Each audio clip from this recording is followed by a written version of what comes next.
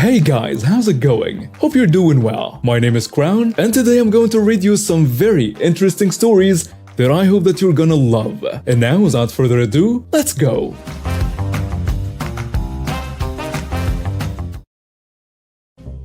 So let me tell you about the crazy neighbor we had to deal with when my boyfriend and I moved into our apartment last August. It all started when we moved into this older apartment complex with creaky floors.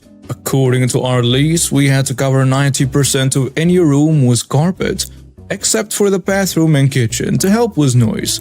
We did our best to comply, but it turned out that our apartment used to be a college dorm and it already had a super thin, crappy layer of carpet. To be extra considerate, we even added more rugs to dampen the noise. About a month after we moved in, a new neighbor moved into the apartment below ours. She seemed nice at first, but it didn't take long for things to take a weird turn. One night, we were up late in the living room just past midnight and she started banging on her ceiling, which was, well, basically our floor. It startled us and we quickly realized she wanted us to be quieter at night. Fair enough, we thought. The next time was when we got back from the airport around 10 p.m. She came up to our door, banged on us, and didn't even let me explain. She claimed she knew it was us making the noise, not the cat or anything else, and she didn't live alone. We were puzzled but didn't think much of it. We tried to adjust our habits, going to bed earlier and being more mindful of noise. But no matter what we did, the banging continued. It seemed like she would hit her ceiling every time we moved around. Bed at 10, bang. Wake up at 5:30 for work, bang. Just sitting on a couch but wanted to grab some snacks, bang. Around Christmas, she knocked on our door again and this time my boyfriend answered it, and I recorded the whole conversation. She accused us of following her around the apartment. My boyfriend was baffled and told her that she sounded crazy and that we had no interest in her whatsoever. She continued to insist that we were stalking her and that she wasn't alone in her apartment. We were getting fed up with her antics, so we started stomping back whenever she banged on our floor. It became a sort of game for us. We had already explained the situation to our landlord and the super, and they were on our side. Then a COVID-19 pandemic hit, and our town was the first in the US to go into lockdown. Those early days of quarantine were tough for everyone, and it seemed like our neighbor lost her mind. We're early risers on the weekends, and one Sunday we woke up early and decided to have a lazy morning. We sat on a couch and had some coffee and didn't make much noise until around 11 a.m. And that's when she went ballistic. It sounded like she was running back and forth in her apartment, banging on her ceiling so hard that we thought she might damage it. I even heard what seemed like muffled yelling. We had plans for the day, so we ignored her and started to leave. But it seems like she was waiting for us because she stepped out of her apartment just as we reached the landing. I was holding our dog, waiting for my boyfriend to come down, and she blocked our way. "Tell your boyfriend to cut it out." Cut what out? Walking? You're hitting the ceiling because of me and the dog moving, not him. And the crazy neighbor continues to spew nonsense. My boyfriend finally made it down the stairs and she kept yelling at him. He stayed remarkably calm, calling her a crazy lady and ignoring her as we walked past her and her car to the dumpster. As I passed her car, she turned her attention to me, and I was too angry to engage. "I am serious. It's done." "Okay, what do you want us to do? Crawl? I already told you we have a 60-pound dog, and we're just walking around." But she continues to talk over me. "And you need to remember that I don't live alone." "Okay, neither do I. You see my boyfriend right there. So what's your point? By the way, that's the third or fourth time you've said that, and that could be taken as a threat." "You think it's a threat? Fine. It is. Cool. I am calling the cops." "Okay, me too." We both called the police and they arrived shortly. They talked to her first and then came to speak with us. I don't know what she told them, but I told the officers everything she had done and said over the past 6 months. The officers explained that it was a civil matter that needed to be resolved with the landlord, but assured us that walking around our apartments at 11 a.m. on a Sunday was perfectly acceptable. They also told her not to knock on our door or bang on our floor again. For a few nights, she retaliated by banging on our floor at 1:30 a.m. to wake us up. We contacted our landlord again and he promised to look into the situation. But that wasn't the end of her problems with him. We also spoke with the people who lived below her and told them about the banging. They had been hearing it the whole time and had no idea what was causing it. Now that they knew, they also reported her to the landlord. Finally, the banging stopped. We didn't expect her lease to be renewed. We might even end up in a better apartment in the next couple of months. It was a wild ride dealing with our entitled neighbor, but at least it seems like we've come out on top in the end. Edit. A few comments have tried to paint my neighbor as innocent in this. I want to clarify that she made direct threats to me when I apologized and told her we'd take care of it. That was the first time she met me and all I did was apologize and say we'd fix it. She was never trying to be friendly and work it out.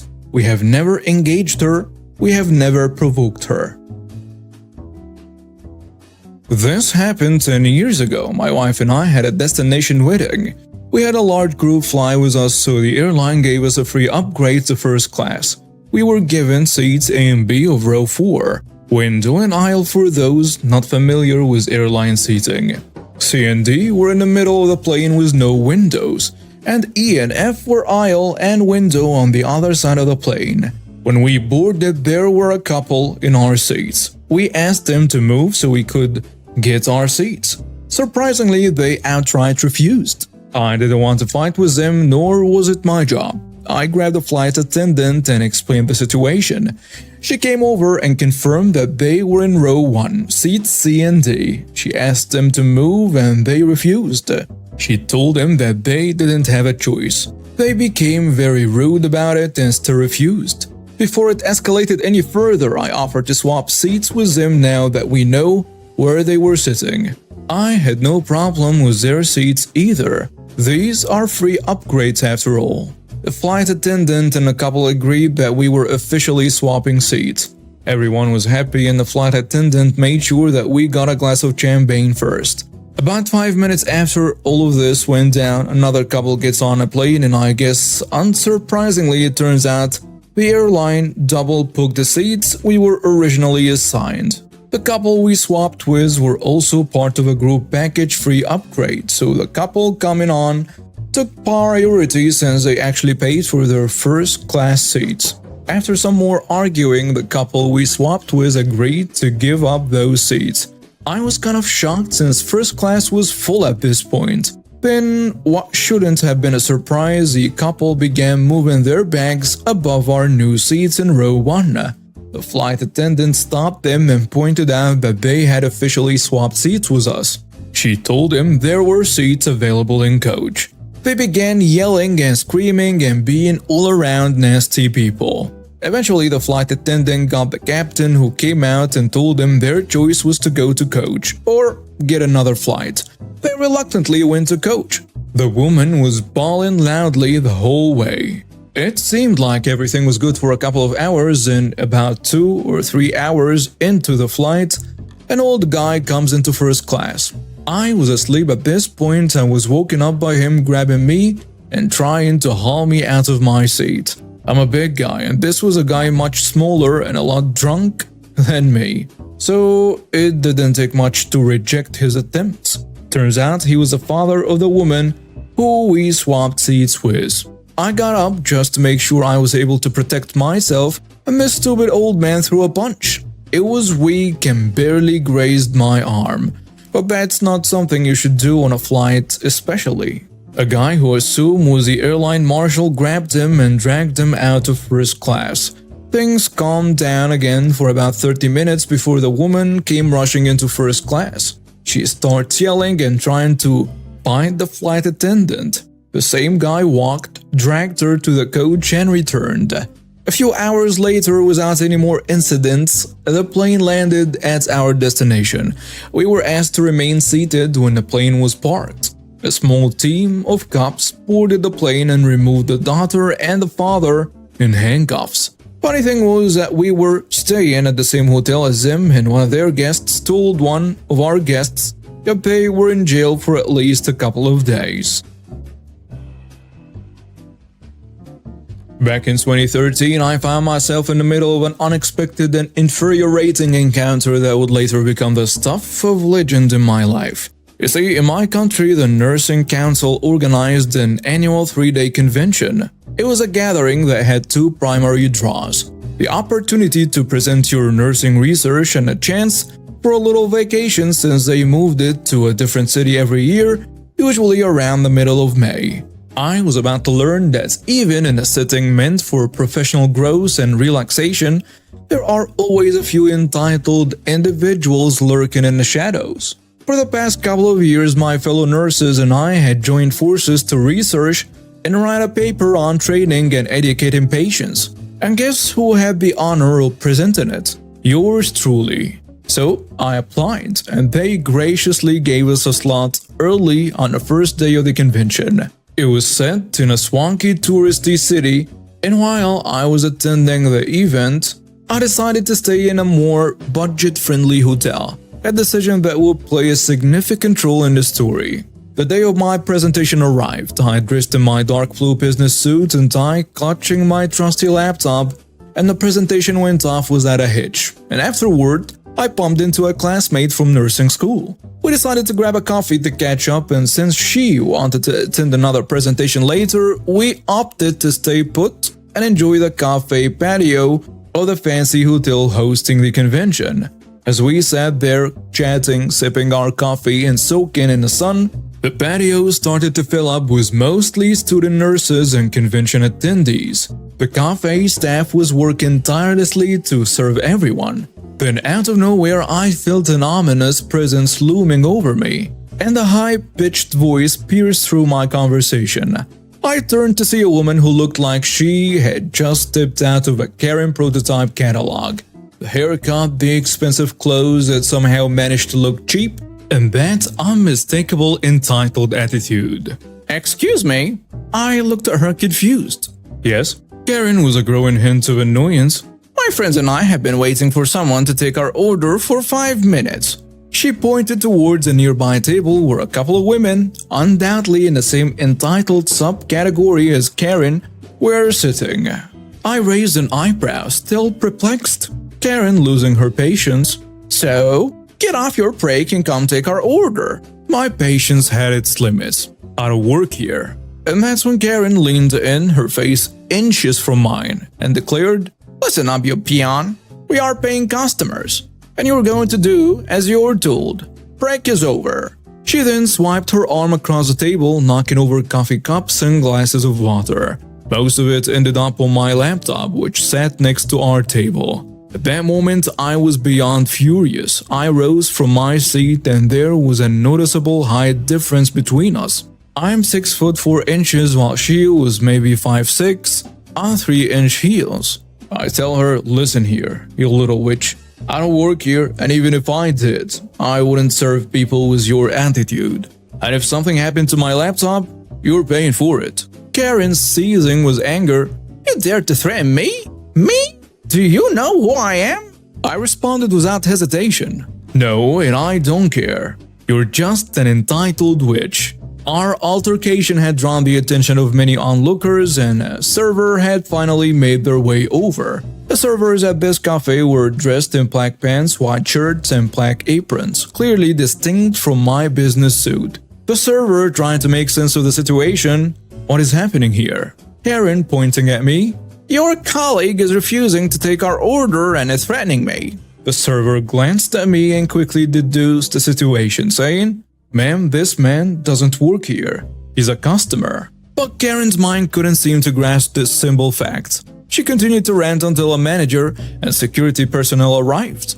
When the manager asked what had transpired, I wasted no time explaining. This woman insulted me, deliberately spilled coffee on me and my personal belongings, and even tried to attack me. I would like to press charges. The mere mention of involving the police sent Karen into another tirade. She claimed it was discrimination against foreign tourists, threatened to sue me and the hotel, and insisted that we should respect our supposed betters. Classic entitled behavior. The aftermath was both satisfying and bittersweet. I did indeed press charges leading to Karen's expulsion from the hotel, though I'm not sure what happened to her group. Unfortunately, my laptop was ruined. The coffee had poured directly onto it due to a slightly open zipper in my bag. On the plus side, the hotel offered me a full paid weekend reservation at a time of my choosing as compensation. And about a year later, I received a hefty settlement for the incident, around 3,500 euros. Hey everyone, I've got a story to share, and I need your honest opinions. Am I the jerk in the situation? So here is what's been happening in my life lately. I'm a 17-year-old freshman in college, and my sister Leah, who is 18, is also a freshman. Our parents weren't rich, but they always made it a point to set aside some money for our college education. It was a big deal for them, and they wanted to give us the best shot at a good future. Now let me introduce you to Leah. She's a soccer enthusiast and has been playing since she was a little kid. When she was about to start her freshman year of high school, our parents had a serious conversation with her. They told her that if she continued to play soccer, she had to be extra careful because if she got injured, she would use the money from her college fund to pay for her medical expenses. You see, some of the schools in our league were known for playing pretty rough. And Leah wasn't exactly the tallest or strongest player out there, so they wanted her to understand the risks involved. Fast forward to our sophomore year, and Leah had a pretty bad injury. It wasn't even due to contact with another player, it was a non-contact injury. She ended up needing surgery and several months of physical therapy. The medical bills added up to several $1,000s, and all of it came out of what would have been her college fund. Now, we're both attending similarly priced colleges, but here is a kicker. Leah will need to take out more loans than I will to cover her education expenses, and that's where the drama starts. So we're in this group chat with a bunch of our friends, and I made a light-hearted comment about how expensive college is. Leah responded with a jab saying, "Now imagine paying thousands more because your parents do not want to pay for your medical bills." I was taken aback by her comment, and I privately messaged her, telling her that I didn't think it was right to share such personal stuff in a group chat. I reminded her that she knew the risks of playing soccer, and she chose to continue playing anyway. And that's when she dropped the bombshell on me. Leah argued that she had every right to share something that really upset her, and that I should have her back in this fight against our parents. She believed that they should have paid for her medical bills, just like they did for me when I needed it. She even called me a crappy sister and asked me to tell our parents that they should have covered her medical expenses. I have been grappling with this situation, and I'm not sure where I stand. So, dear Reddit community, I need your help to decide, am I the jerk here? And now some comments on the post. Someone saying, "You are the jerk, regardless of who is right about the medical bills, and I agree with your sister for the record, you have no right to tell her not to talk about it. Also, if you think it's right that your parents did not pay her medical bills, there is no reason to be ashamed of her sharing it. If she shouldn't tell people, you know it's wrong." Another commenter adds, "You are the jerk. Of course you are. And your parents too. It is terrible parenting to pull a stunt like this. Not reasonable because your sister knew the risks of playing soccer? That's the dumbest thing I've ever heard. Parents are responsible for ensuring that their children have medical treatment. There are very few things parents need to do for their children, and a sophomore in high school is a child, but ensuring they have medical treatment is one of them. Your parents did not hit that bar. Having kids has risks. You could have cancer. And then what? Boo-hoo? You know the risks of being a person. And some people get cancer. You are victim blaming in a horrid way. This should have zero to do with college funds. But somehow your parents made it about college funds. So that's them being the jerks. Yeah, your sister has a right to complain to all y'all friends because it's crabby they did that to her. For your information, being in activities, especially bigger activities like sports, is good for college apps, good for your health versus sitting on your butt and watching TikToks or whatever. Yeah, there are risks, but there are also rewards to those activities. And that's what most not completely naughty people see when their kids sign up for sports. And now we have reached the end of today's stories. Thank you for watching and see you next time.